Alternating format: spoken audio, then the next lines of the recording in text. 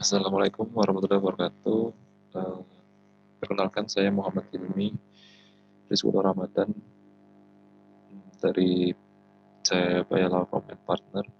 Saya di sini akan memaparkan laporan hasil audit full due diligence terhadap PT Langgeng Sentosa. Berikut pemaparan saya.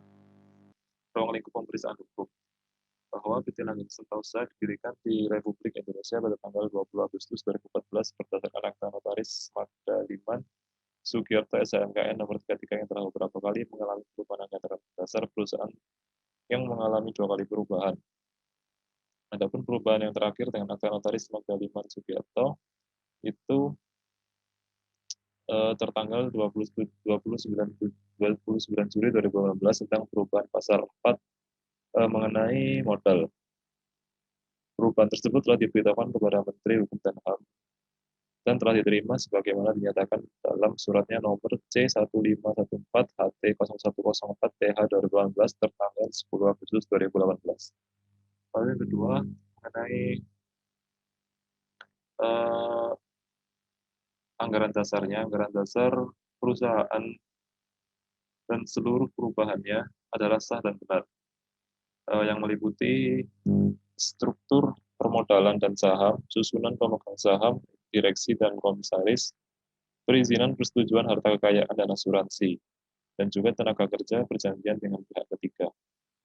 Selanjutnya tentang asumsi-asumsi bahwa berdasarkan pada peraturan perundang-undangan yang berlaku adalah tidak ada yang menyalahi prosedur dan atau ketetapan yang berlaku, baik dari aspek Undang-Undang Nomor 40 Tahun 2007 tentang perseroan terbatas, Undang-Undang Nomor 8 Tahun 1995 tentang pasar modal, Undang-Undang Nomor 28 Tahun 2007 tentang ketentuan umum dan tata cara perpajakan, dan Undang-Undang Nomor 18 Tahun 2003 tentang advokat.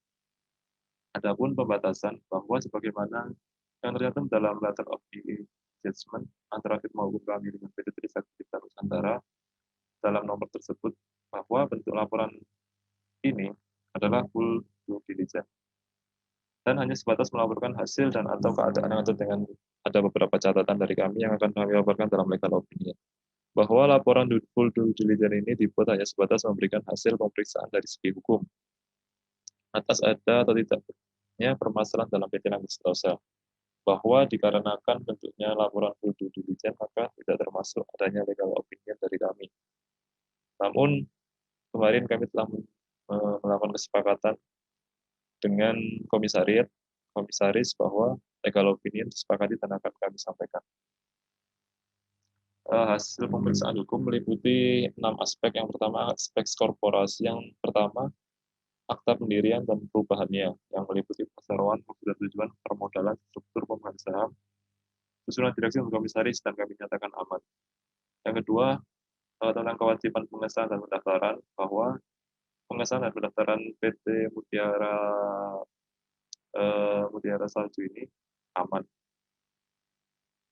Yang selanjutnya mengenai perizinan dan perpajakan, bahwasannya izin penanaman modal sebagaimana dimaksud dalam ketentuan pasal 4 itu telah sesuai.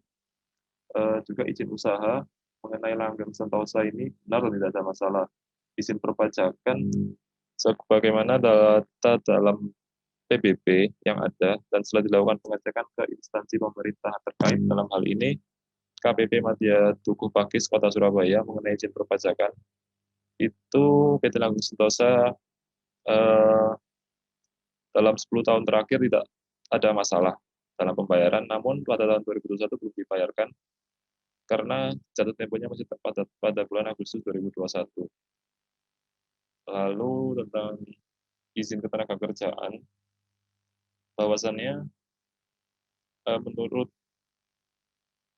Undang-Undang Nomor 7 Tahun 1981 untuk Peraturan Menteri Ketenagakerjaan Nomor 18 Tahun 2017 tentang tata cara wajib lapor ketenagakerjaan bahwa perusahaan PT Mutiara Salju ini dalam pengawasan baik dalam izin ketenagakerjaannya dan lengkap.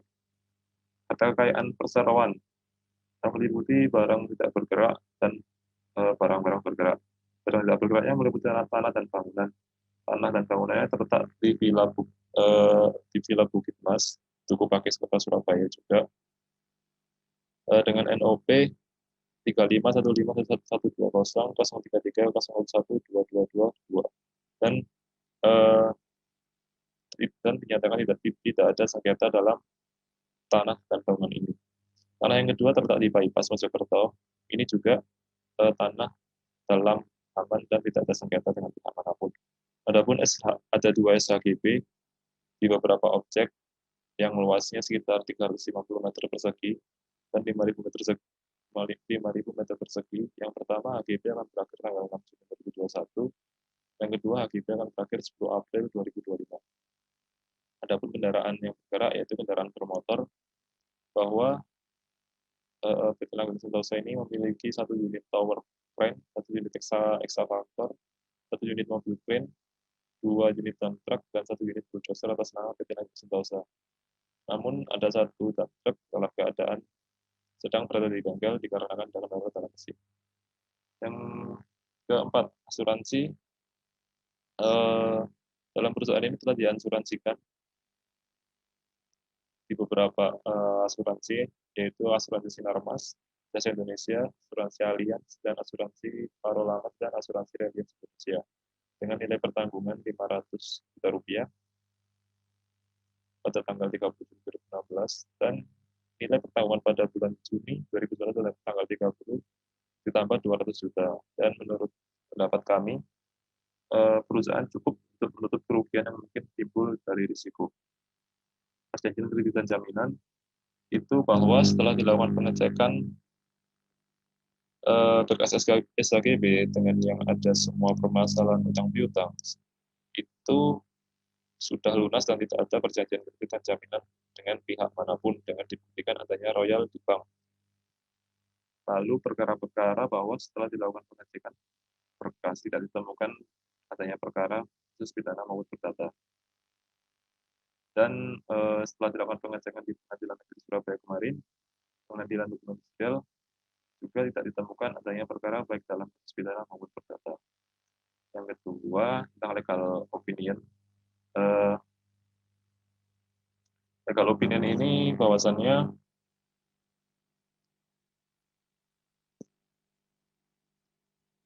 PT Langgeng Sentosa